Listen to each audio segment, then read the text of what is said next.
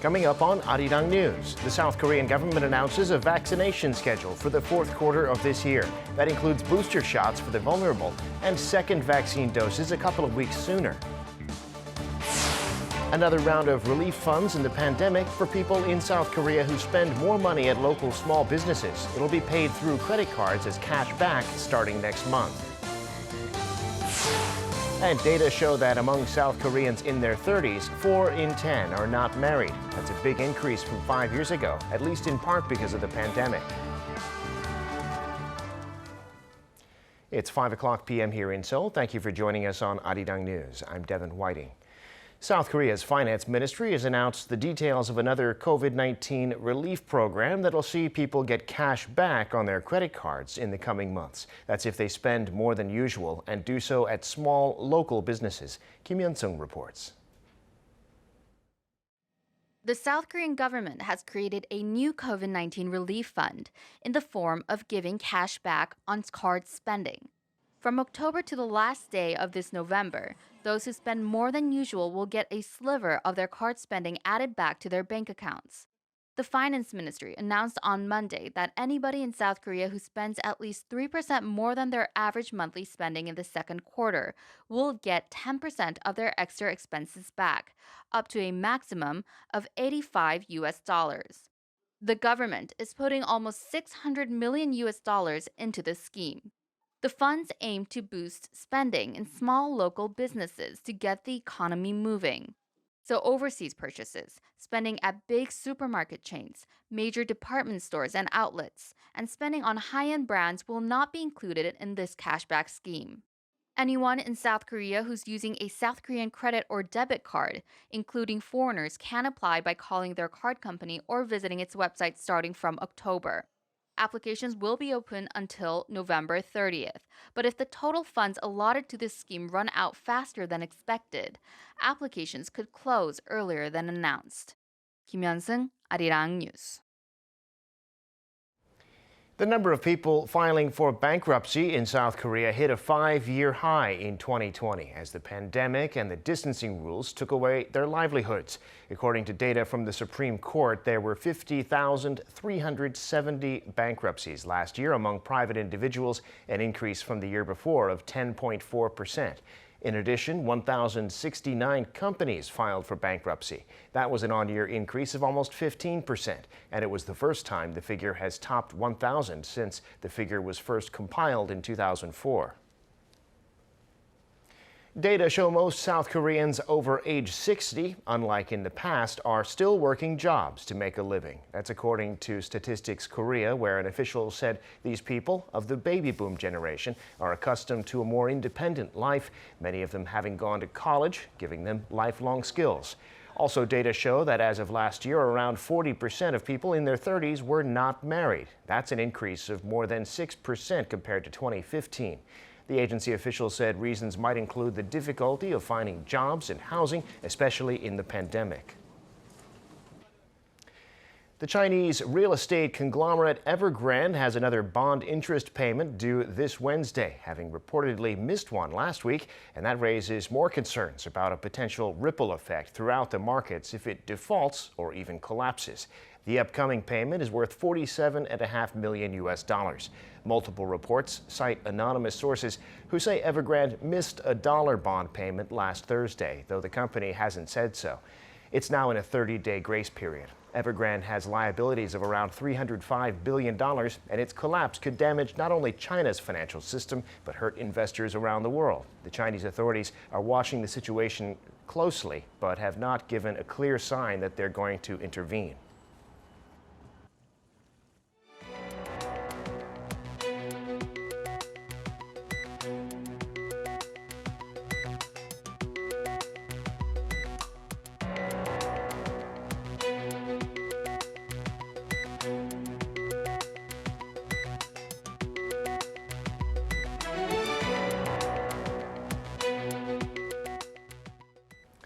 Time now for an in-depth look at the market news on this Monday, and for that I'm joined on the line by Dr. Yang Jun-seok, Professor of Economics at the Catholic University of Korea. Professor Yang, good afternoon. Thanks for coming on today.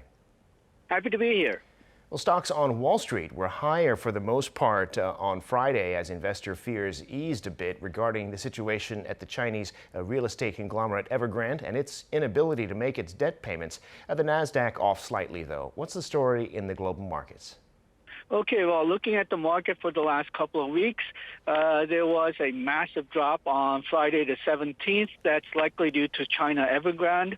The three major indices fell between 1.5 to 2.2%. But the market basically regained all the points that they lost on Tuesday the 21st and Wednesday the 22nd, just before the FOMC meeting. Now, what makes this a bit curious is that people were expecting the FOMC to announce more or less that tapering can be foreseen in the relatively near future. And it ended up that the Fed said that if things go roughly as current, then they will announce tapering sometime in November, which means that the actual tapering itself would probably begin in December or January. So you'd figure that that would be bad news for the stock market, but it actually gained back all the points that they lost because of the China Evergrande. Now, it does seem that people are now worried a bit less about the Evergrande because the exposure to international investors seems to be less than what they were worried about at the beginning. But overall, I think this type of large movement, depending on what happened with Evergrande, as well as what's happening, the relative non-news that the tapering is getting, does seem that the markets are bit nervous, a lot volatile. They want to stay in the market while the market is still good. So the U.S. market, S&P Dow was trending down on Friday. NASDAQ was trending upward, on Friday, and NASDAQ was slightly down on Friday. And for the week, Dow gained 0.6%. S&P gained 0.5%, and NASDAQ gained 0.02%. The rough pattern was repeated for Europe, DAX, CAC, and FTSE. European market was trending downward on Friday, but in early trading, they seem to be going back up. They're up 0.5 to 0.8% in early trading. Asian stocks have been trending down for the last 2 weeks. The culprit here is obviously the Evergrande. Hang Seng lost about 7.7% of its value from September 10th. Shanghai lost about 2.8% of its value from September 13th. And today, Shanghai was down about 0.8% further. Hang Seng was down about 0.2% further. We're looking at very volatile markets for the next few weeks. And Wall Street at least looking like it's going to have another strong opening on Monday, according to the futures. But today, the Korean market looking a little uncertain. Chip makers with a slight gain. Some other tech shares a little mixed. In the end, the Kospi and the Kosdaq going in different directions. Tell us about the domestic market. Okay, well, we only had 2 trading days last week because of the CHUSEOK holidays. Basically, the market, even though they had a large drop on the 16th because of the Evergrande, it did fairly well on the week before CHUSEOK, but it fell right after CHUSEOK, and it's up slightly today. Kospi ended at 3,133.64, up 0.27%. Individuals sold, foreigners bought. Institutions, well, they bought a tiny bit, but they didn't really make that much of a difference. But in September, foreigners are buying Korean stocks again, and the stock that they bought the most seems to be Samsung. Hynix was also very highly sought because of the current semiconductor shortage. It seems to be sparking buy orders by most of these investors. For the Kosdaq market, it was volatile for the week before CHUSEOK, and after CHUSEOK, it was trending downwards. Kosdaq trended downward again today. It ended today at 1,034.82. It was down 0.21% today. Individuals and foreigners bought, institutions sold. Well, Professor, data show that in the pandemic, Korea has seen a sharp rise in the number of companies and individuals filing for bankruptcy. For individuals, the number was at a 5-year high last year. And we can imagine, of course, that's linked to people losing jobs, losing businesses because of the distancing rules. For companies, much the same, that passing 1,000 last year for the first time. Give us the details on that and your view of the situation. Okay, well, the rise in the last year is definitely due to the coronavirus, though it's interesting to see that at least for individual bankruptcies, it was actually higher in 2015. Corporate bankruptcies, this is the highest since the records, they started keeping records in 2014, but it has been rising steadily since 2017. We should remember that 2019 was not that great of a year, though it was before coronavirus. So it was better than 2020, but still it wasn't a great year, which may explain some of the rising bankruptcies that we've seen in the last few years. But what's important here is that bankruptcy can be either a new chance for an entrepreneur, individuals, or firms who got caught up with bad luck or a few bad business decisions. In the U.S., you often say that if you have never been bankrupt, investors will not believe in you. So bankruptcy, in those cases, you can use bankruptcy procedures to get a new opportunity by erasing some of the debt that you had in the past, and it could be a chance for a new start. But on the other hand, in some other countries, bankruptcies can mean a permanent loss of any chance to restart your life. The bankruptcy penalties and the indications that you get from bankruptcy, the records that you get, makes you so ineligible to ever start a business again. So Korea seems to be on the rougher side of those two. Bankruptcy usually for Korea means that your opportunities to get up again is reduced rather than enhanced. So there always has been a talk about bankruptcy reforms, but this has met a lot of resistance, especially by debt holders who understandably don't like the idea that bankrupt companies or bankrupt people can get away with not fully paying their debt. Now, Korea does have a system of debt forgiveness, what's called personal rehabilitation. If a debtor makes an agreed upon repayment, then part of the debt will be forgiven.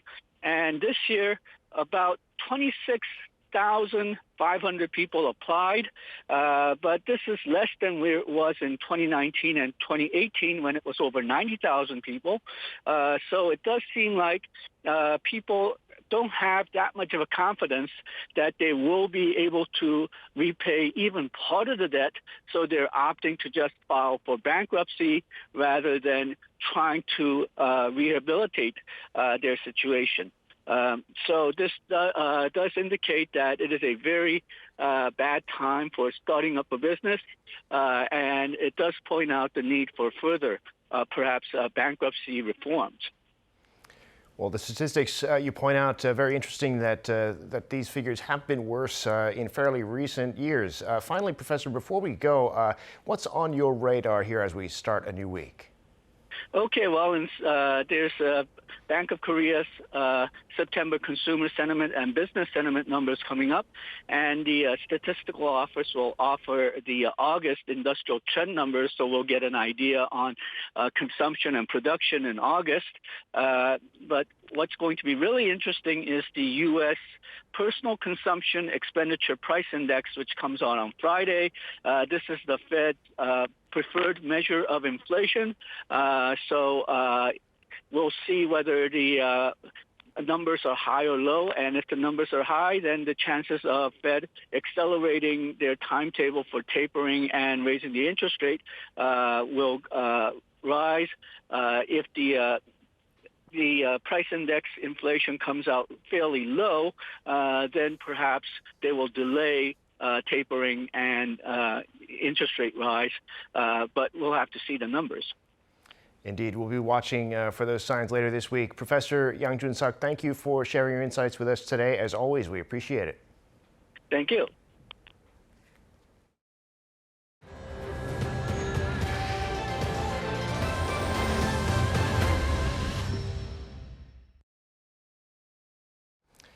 South Korean health officials today announced a new COVID-19 vaccination schedule for those who've not yet been vaccinated, including children and pregnant women. They're also giving out a third COVID-19 shot to those deemed to be at high risk. Our Choi Won-jong has this report. South Korea's health authorities have released a list of COVID-19 vaccine recipients for the fourth quarter. The goal is to achieve a higher vaccination rate as well as further halting the spread of virus. The goal is to expand the group of those getting vaccinations, the vaccination rate, and to give out booster shots for high-risk groups to go back to something of a normal life. Starting October 18th, around 136,000 pregnant women will be eligible to get a first shot of Moderna or Pfizer. Vaccination booking will kick off on the 8th of October. Health authorities are stressing that pregnant women are 6 times more likely to develop severe COVID-19 symptoms. However, authorities added that getting vaccinated is totally up to them and say to double-check with doctor beforehand. Among the list of eligible vaccine recipients, some 2.7 million children between 12 and 17 can get their first jab beginning October 18th. Considering their school schedule, those aged 16 to 17 will be the first group beginning October 18th. And those aged 12 to 15 will get theirs at the beginning of November. Only the Pfizer vaccine will be available to them, and getting parental permission is a must.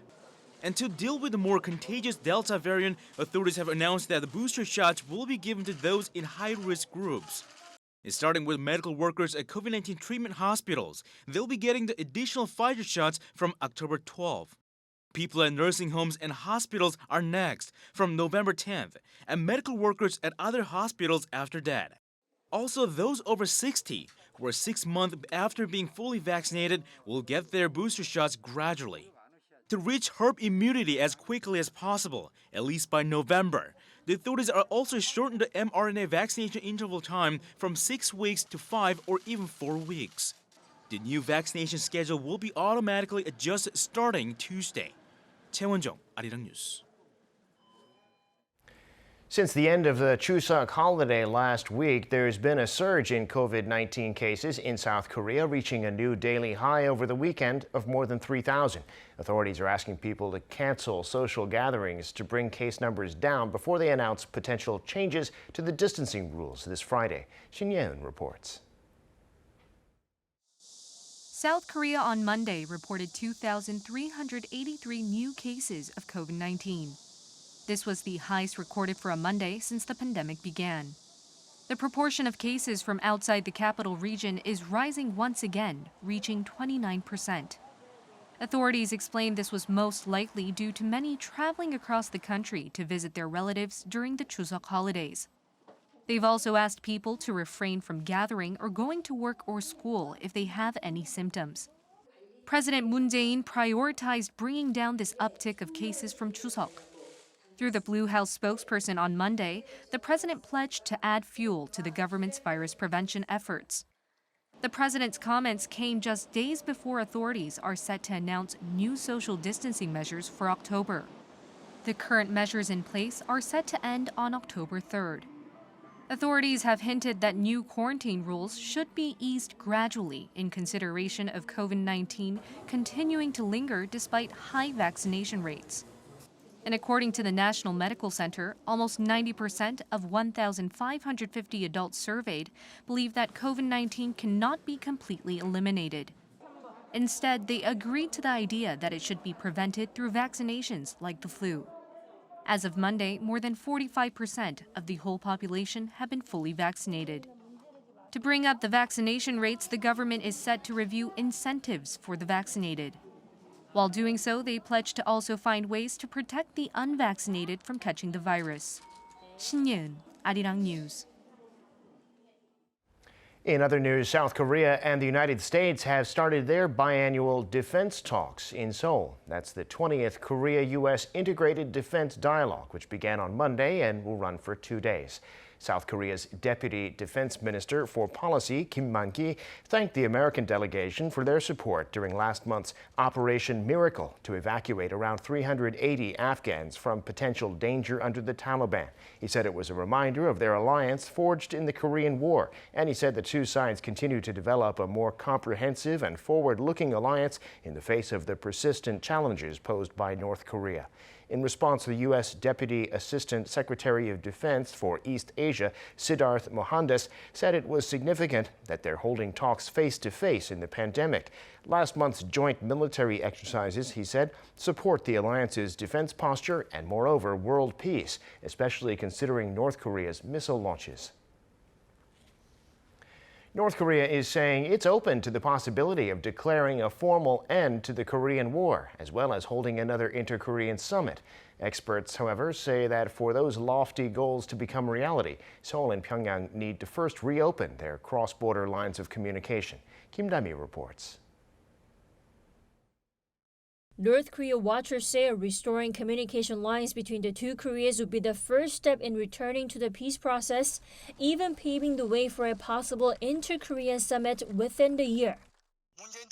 Trust still remains between the leaders of the two Koreas, and both have a strong determination to carry out their agreements. It's highly likely that, because of the pandemic, any summit would be virtual. In a statement Saturday, the North Korean leader's sister Kim Yo-jong hinted at the possibility of declaring a formal end to the Korean War, as recently proposed by President Moon Jae-in at the UN General Assembly, and holding another inter-Korean summit. Experts say the North could be showing interest in Moon's offer, ultimately as a way of getting relief from many challenges it faces. The North is faced with internal challenges like international sanctions, closed borders because of the COVID-19 crisis, and the aftermath of natural disasters. The North is looking for a breakthrough by restoring communication lines.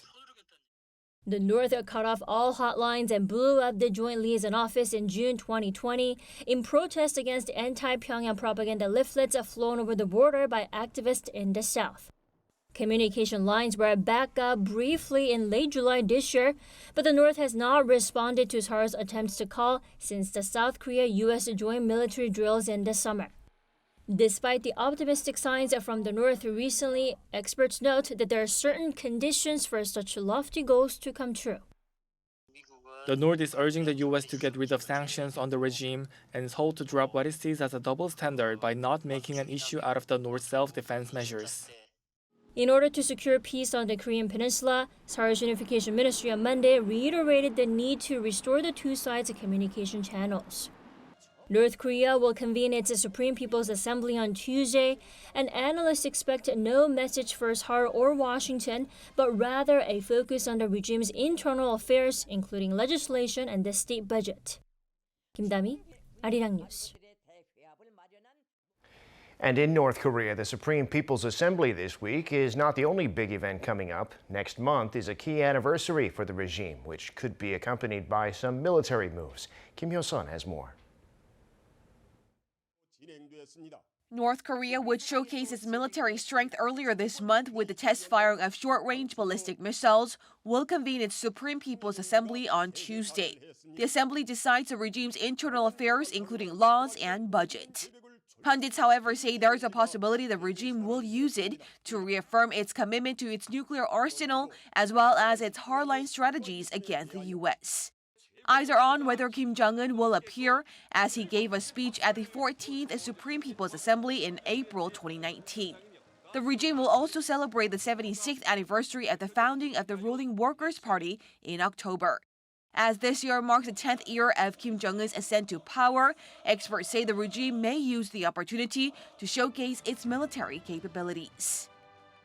The North is trying to justify its possession of nuclear weapons by framing an intensifying inter-Korean arms race. Experts also say the regime's latest actions could be aimed at increasing its leverage for possible talks with Seoul and Washington, especially with reports emerging about movements at the regime's main nuclear facility. Kim Hyo-sun, Arirang News. And that brings us to the end of this newscast. Thank you for watching. More live news coming your way at 7 p.m. Korea time.